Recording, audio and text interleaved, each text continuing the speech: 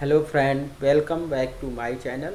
Today we discuss ILWIS integrated land and water information system software. It is open source software for GIS and remote sensing software for both vector and raster processing. Its feature digitizing, editing, analysis and display of data and product of quality map. So please like, share and subscribe my video and hit bell icon for new video.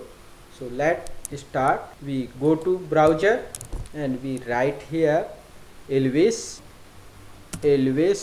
download and search it.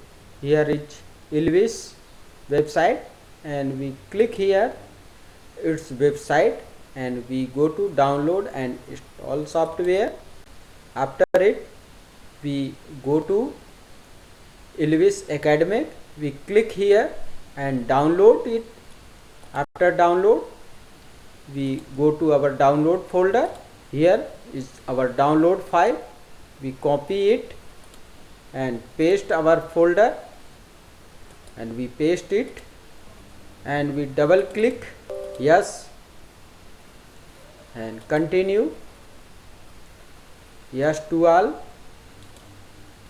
yes, finish. Please like, share and subscribe. Hit bell icon for new video.